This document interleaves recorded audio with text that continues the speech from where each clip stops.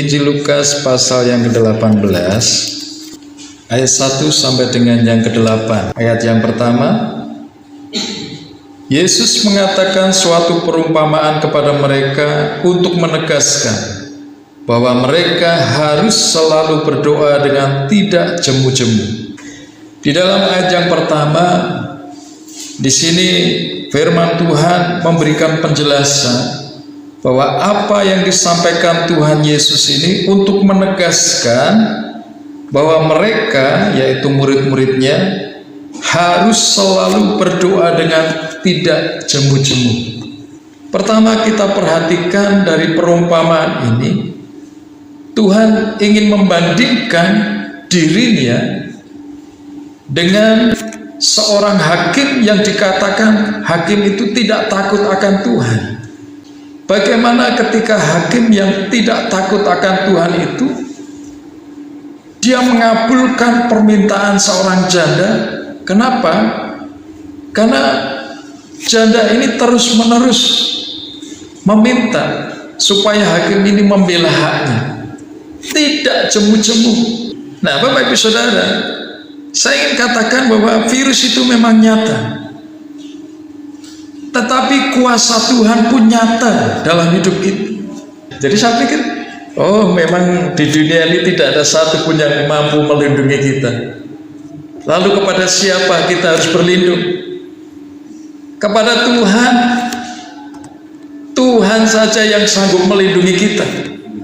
Melalui pandemi yang ada, Bapak Ibu Saudara, saya melihat ada rencana Tuhan bagi gerejanya.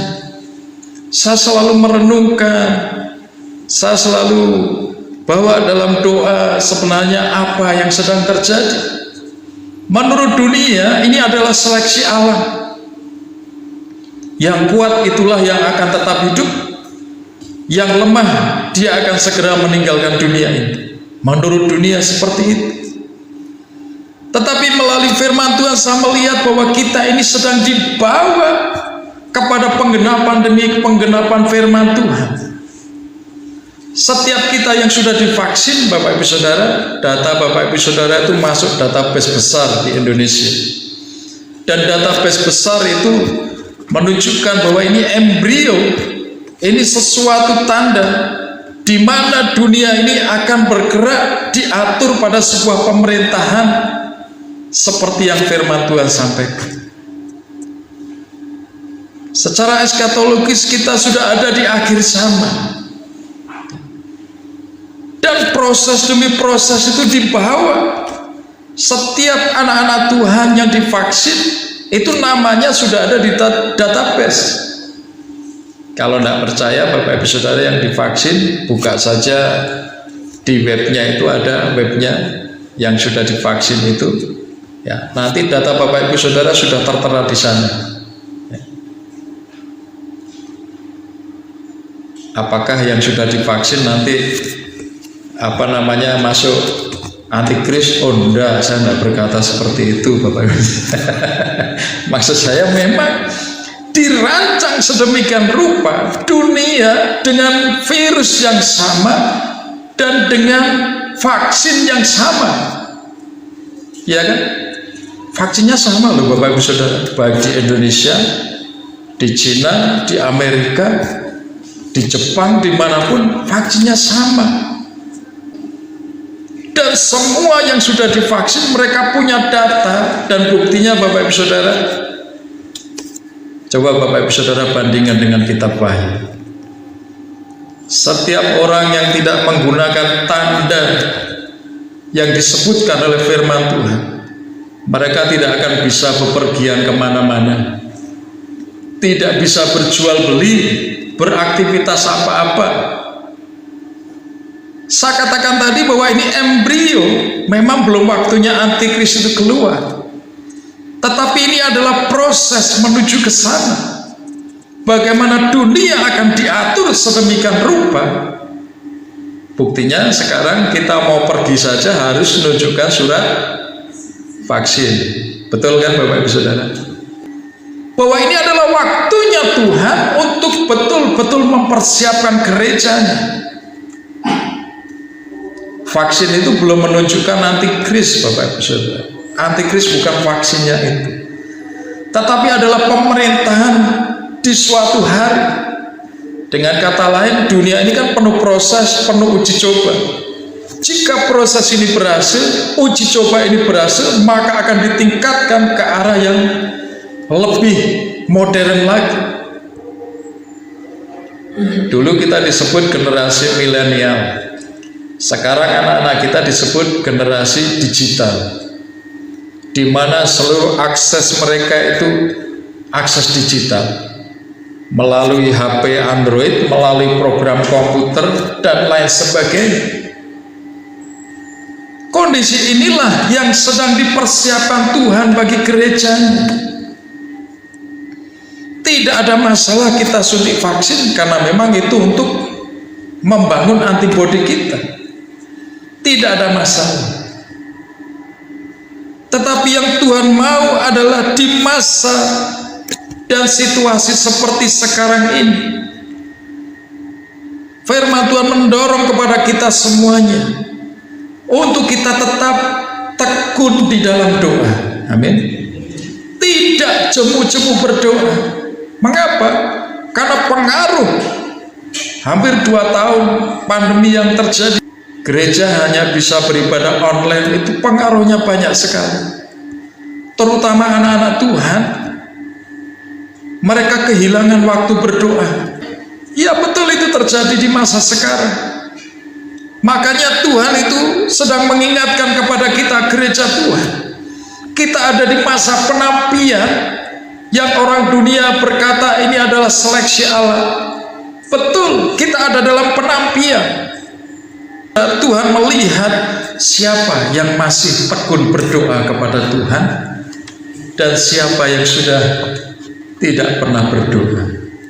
Tuhan menempatkan dirinya, memposisikan dirinya sebagai Tuhan yang melihat kita semuanya, bahwa kita berhadapan dengan dunia yang jahat, dengan kegelapan, dengan bahaya. Kita tidak punya kekuatan apa-apa. Tidak ada satu manusia pun yang mampu melindungi kita. Hanya Tuhan yang melindungi kita. Dampak dari pandemi ini memang luar biasa. Pandemi ini membuat bukan cuma satu orang, berbagai macam kalangan mengalami keadaan yang sama, kesulitan yang sama. Satu-satunya jalan yang bisa kita lakukan, duduk di bawah kaki Tuhan. Amin. Tuhan sumber berkat, sanggup memelihara, sanggup mencukupkan apa yang kita perlukan, apapun situasi kondisi yang terjadi di sekeliling kita. Jadi Tuhan menempatkan dirinya sebagai Tuhan, sebagai gembala yang baik, sebagai pelindung kita, sebagai pemelihara hidup kita. Dia El Shaddai. Dia sanggup memelihara kita. Sehingga Tuhan Yesus mendorong supaya kita tidak jemu-jemu berdoa. Kenapa? Karena doa ini adalah satu-satunya kekuatan kita menghadapi pandemi yang ada ini. Doa yang lahir dari iman itu besar kuasanya. Bapak Ibu Saudara, kalau hanya secara teori mungkin kita tidak mengaminkan hal itu. Tetapi ketika kita mengalami kesulitan yang besar dan kita berdoa dan Tuhan nyatakan kuasanya, baru kita bisa berkata, memang doa yang lahir dari iman itu besar kuasanya. Oleh karena itu firman Tuhan berkata, orang yang benar akan hidup oleh imannya. Mereka tidak akan hidup karena harta benda yang dimiliki. Tidak, itu tidak bisa menolong kita di masa yang sulit. Mereka tidak hidup dari jabatannya. Tidak, jabatan juga tidak menolong ketika terjadi bencana. Yang menolong kita adalah Tuhan sendiri. Iman kita melalui doa-doa yang kita naikkan kepada Tuhan dengan tidak jemu-jemu. pesan firman Tuhan pada saat malam hari ini, Bapak Ibu Saudara. Mari kita tingkatkan jam-jam doa kita. Mari kita lebih sering duduk di bawah kaki Tuhan, karena ini adalah masa di mana Tuhan sedang menampik gerejanya. Dia ingin mendapati gerejanya adalah gereja yang setia. Sekalipun banyak masalah yang dihadapi, banyak tantangan yang dihadapi, tetapi gerejanya tetap setia untuk memberikan waktu kepada Tuhan. Tuhanlah perlindungan kita yang sempurna. Ya, seperti yang saya katakan tadi, Bapak Ibu Saudara, virus ini tidak pandang bulu, mau yang belum vaksin maupun yang sudah divaksin. Buktinya dokter perawat itu lebih dulu vaksin daripada kita, ya kan? Tetapi mereka juga mengalami kejadian yang sama. Mereka juga mengalami bagaimana virus ini begitu kuat. Banyak teman-teman saya hamba Tuhan, bapak-bapak, ibu pendeta, yang juga harus meninggalkan dunia ini karena virus ini. Jadi artinya tidak ada satupun yang mampu melindungi kita. Tetapi perlindungan kita yang sempurna adalah firman Tuhan. Adalah doa yang kita naikkan kepada Tuhan. Itulah kekuatan kita. Saya percaya kekuatan doa itu masih tetap sama besar kuasanya dari dulu, sekarang, dan sampai kapanpun.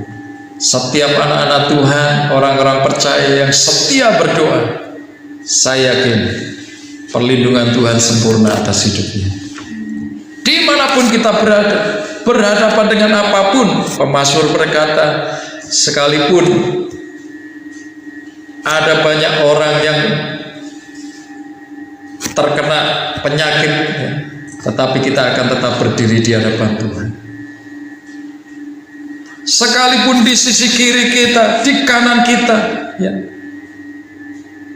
tumbang rebah karena virus, karena apa? Tapi yakin dan percaya, kita orang percaya tetap berdiri melihat kemuliaan Tuhan, mujizatnya terjadi dalam hidup kita, sehingga kita aman sentosa melewati pandemi ini. Perlindungan Tuhan adalah perlindungan yang kekal, tidak hanya berlaku sehari dua hari, tetapi bagi setiap orang percaya yang dengan tekun, tidak jemu-jemu berdoa, firman Tuhan katakan, dia akan membenarkan. Artinya dia akan membela. Pembelaan berarti perlindungan, berarti pertolongan. Dan disitulah kita bisa melihat bahwa Tuhan Yesus tidak pernah meninggalkan kita. Di akhir zaman ini, Bapak Ibu Saudara, mari kita tingkatkan kualitas iman kita. Sekalipun secara ibadah mungkin kita sangat-sangat terbatas, tetapi Tuhan mau hubungan pribadi kita dengan Tuhan terus berlanjut, baik di gereja, baik di rumah, di pekerjaan, atau dimanapun juga berada.